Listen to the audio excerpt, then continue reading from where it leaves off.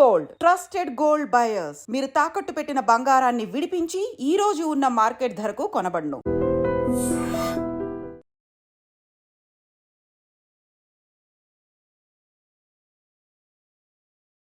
మేడ్చల్ జిల్లాలో అత్యంత దారుణంగా ఒక హత్య అయితే జరిగింది. ఈమె పేరు వచ్చేసి లక్ష్మి, 50 సంవత్సరాలు ఉంటుంది. మరి ఏం జరిగిందా, ఈ కేసులో ఏంటి అనేది కూడా పూర్తి స్థాయిలో విచారణ అయితే చేస్తున్నారు పోలీసులు. యాక్చువల్లీ కేవలం ఒక రేకుల రూమ్ లో నివాసం ఉంటూ ఆమె స్థానికంగా ఉన్నటువంటి ఒక వైన్స్ లో ఆమె పని చేస్తోంది. సో రోజు లాగానే పని చేసి వచ్చిన తర్వాత మరి హత్య జరిగిందా ఏంటా, ఈ కోణంలో పూర్తి స్థాయిలో విచారణ అయితే పోలీసులు జరుపుతున్న పరిస్థితి. కానీ ఈమె వికారాబాద్ కి సంబంధించిన వాసి. ఆమె పేరు వచ్చేసి లక్ష్మి, 50 సంవత్సరాలు, ఒక్కతే ఉంటోంది. అది కూడా రేకుల లాంటి రూమ్ లో ఆమె నివాసం ఉంటున్నటువంటి పరిస్థితి. అయితే ఆ రేకుల షెడ్ నుంచి పూర్తి స్థాయిలో పొగ రావడంతో స్థానికులు దీన్ని గమనించి మరి ఫైర్ కి సంబంధించి ఏమైనా ఇన్సిడెంట్ జరిగిందా ఏంటా అనేటువంటి అనుమానంతో పోలీసులకైతే ఇన్ఫర్మేషన్ ఇచ్చారు, పొగలు వస్తున్నాయి ఏంటి అనేసి. వెంటనే అంటే పోలీసులు అక్కడికి చేరుకున్న తర్వాత ఒక మృతదేహం, పూర్తి స్థాయిలో సగం కాలిపోయిన మృతదేహాన్ని అయితే స్పాట్ కు వచ్చినటువంటి పోలీసులు గుర్తించినటువంటి పరిస్థితి అయితే కనిపించింది.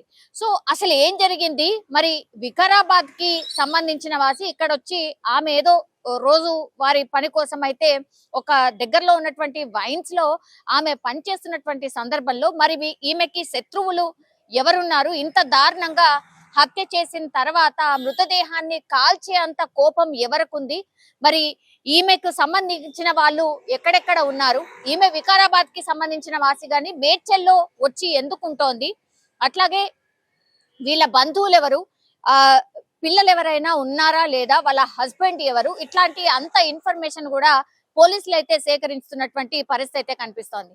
కానీ ఒక్కసారిగా ఒక ఆమెని చంపేయడం, ఆ తర్వాత మృతదేహాన్ని కాల్చేయడం, అంటే అక్కడ ఉన్నటువంటి క్లూస్ ఆధారంగా అయితే పోలీసులు పూర్తి స్థాయిలో ఇన్వెస్టిగేషన్ చేస్తున్నారు. ఎందుకని హత్య చేసిన తర్వాత కాల్చే ప్రయత్నం ఎందుకు చేశారు, ఇది ఎవరు చేశారు ఏంటి అనేది.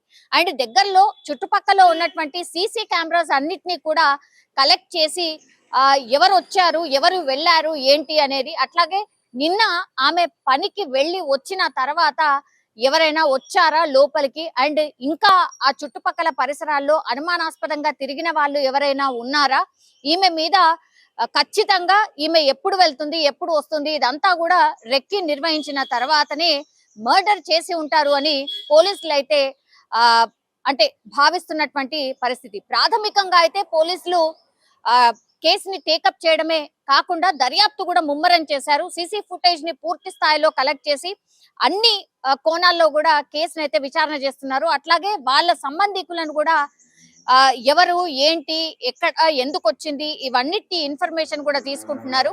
వాళ్ళు కూడా వికారాబాద్ లో ఉన్నటువంటి వాళ్ళు కాబట్టి వాళ్ళు వచ్చిన తర్వాత పూర్తి స్థాయిలో సమాచారం అయితే తెలుస్తుంది అని మేడ్చల్ కి సంబంధించిన పోలీసులు చెప్తున్న సిచ్యువేషన్ అయితే కనిపిస్తోంది. కానీ నివాస ప్రాంతాల మధ్యలో పాపం కూలీ పని చేసుకుంటున్నటువంటి మహిళ మీద ఇంత కక్షగా చంపింది ఎవరు, అట్లాగే మృతదేహాన్ని కాల్చే ప్రయత్నం ఎవరు చేశారు అనేది కూడా సీరియస్ గా పోలీసులు అయితే ఇన్వెస్టిగేషన్ చేస్తున్నారు.